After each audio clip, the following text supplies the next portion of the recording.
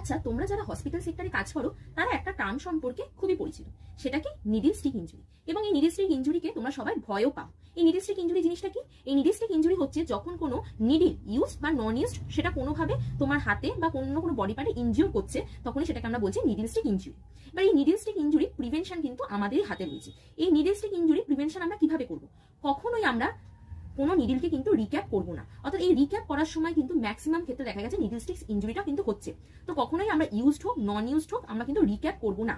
আর কি করবো না? কখনোই আমরা আনক্যাপড কোনো নিডলকে আমরা কখনোই অন্য কোনো হেলথ ওয়ার্কারের হাতে পাস করবো না, উইদাউট এনি ট্রে বা উইদাউট এনি নাইফ ডিশ কখনোই আমরা পাস করবো না। আর কি কখনোই সবসময় আমরা এই শার্প অবজেক্টকে যত তাড়াতাড়ি সম্ভব কিন্তু শার্প কন্টেনারে ডিসকার্ড করবো। এইগুলো ফলো করলে দেখবে নিডল স্টিক ইনজুরি অনেকটাই কিন্তু প্রিভেন্ট করা যেতে পারে।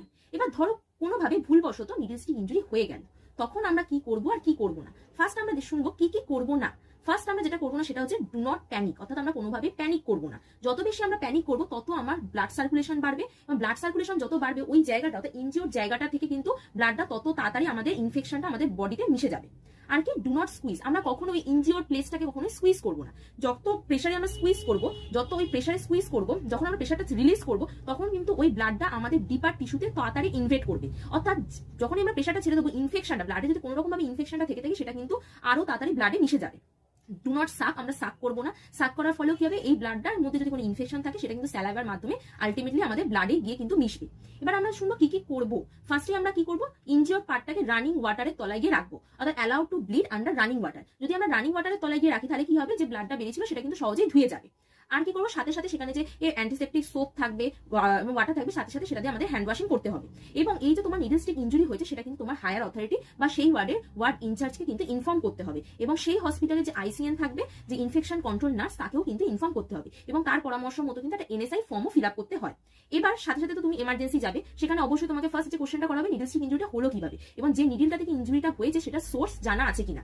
এবার ধরো তুমি জানো সোর্সটা কি, মানে কোনো পেশেন্ট সাইডে কাজ করতে গিয়ে সেটা তোমার হয়েছে, অর্থাৎ পেশেন্ট যে পেশেন্টের হয়েছে তুমি জানো, যদি তার সেরোলজি ব্লাড টেস্ট আগে থেকে করা হয়ে থাকে তো ভালো, নালে কিন্তু আবার তার ব্লাড টেস্টটা কিন্তু করতে হবে, এবং সাথে সাথে তোমারও সেরোলজি ব্লাড টেস্টটা করতে হবে। সেরোলজির মধ্যে কি কি পড়ছে? এইচআইভি, এইচবিএসএজি, হেপাটাইটিস সি, এগুলো পড়ছে। তাহলে এগুলো কিন্তু করতে হবে, তোমাকেও করতে হবে, পেশেন্টের যদি আননোন থেকে থাকে পেশেন্টেরও করতে হবে, এবং তারপর সেই মতো অনুযায়ী ডক্টর বলে দেবেন যে কিরকম কি ভ্যাকসিনেশন নিতে হবে। এবার যদি তোমার সোর্স জানা না হয়ে থাকে, অর্থাৎ কোনো রকম ইউজড বা নন ইউজড তুমি বুঝতে পারছো না, সেটা পড়েছিল সেটা থেকে তোমার ইনজুরি হয়েছে, সেরকম হতে পারে, সেক্ষেত্রে অবশ্যই ডক্টরের পরামর্শ নিতে হতে পারে। কারণ এক্ষেত্রে যেহেতু সোর্স জানা যাচ্ছে না, ব্লাড টেস্ট তো করতেই হবে, তার সাথে কিন্তু পেপ যে প্রোফাইল্যাক্সিসটা রয়েছে সেটাও কিন্তু স্টার্ট হতে পারে, অর্থাৎ পোস্ট এক্সপোজার প্রোফাইল্যাক্সিস, যেটা এইচআইভির জন্য শুরু করা হয়। তো সেটা এইচআইভিকে প্রিভেন্ট করার জন্য শুরু করা হয়, তো সেটাও নিতে হতে পারে। আশা করছি এই ভিডিওটা দেখার পর অবশ্যই নিডলটা ইউজ করার আগে